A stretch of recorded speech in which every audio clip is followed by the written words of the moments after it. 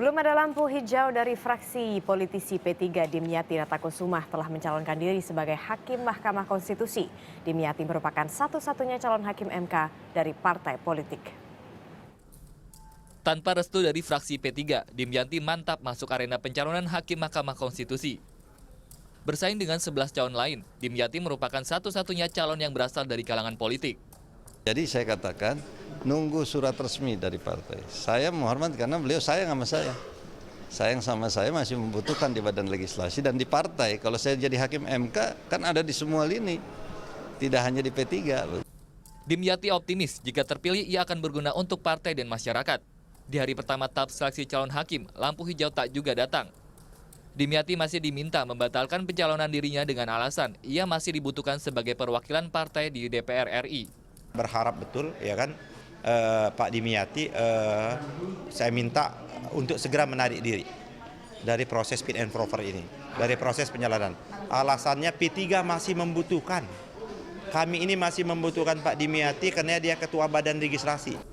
Dari 12 calon, 2 hakim Mahkamah Konstitusi baru akan dipilih untuk menggantikan Hakim Haryono yang akan segera memasuki masa pensiun, serta mantan Ketua Mahkamah Konstitusi Akil Mukhtar yang kini jadi terdakwa tindak pidana korupsi. Selasa siang, 11 dari 12 calon Hakim Mahkamah Konstitusi menjalani tahap awal seleksi oleh anggota Komisi 3 DPR RI. Uji kelayakan dan kepatutan akan digelar Senin hingga Rabu pekan depan. Waktu ini sangat sempit karena berdekatan dengan masa reses DPR Kamis mendatang. Titin Mufti, Januari Yuda melaporkan untuk NET. Ada headline menarik yang saya temukan di merdeka.com, teman-teman. Jadi headline-nya di sini tertulis Dimyati Natakusumah pernah tersangkut pencabulan dan korupsi. Dimyati daftar Hakim MK. Nah, kira-kira apa sih kasus korupsi yang pernah menyeret-nyeret namanya? Jadi bekas anggota Komisi 3 DPR itu terseret kasus rasuah.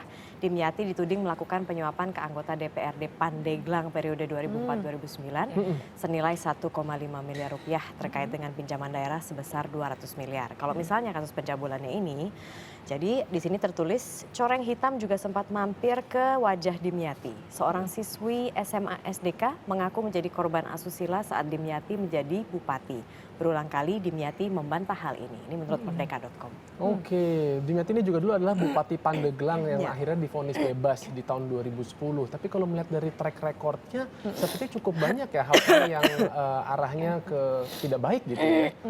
Ya, mungkin kita lihat juga nanti kan ada fit and proper test pada 3 sampai 5 Maret mendatang gitu. Kalau misalnya memang tiba-tiba terpilih, ya rakyat mungkin mempertanyakan lah. Kita ini mempertanyakan, tapi ya kita lihat nanti. Betul sekali.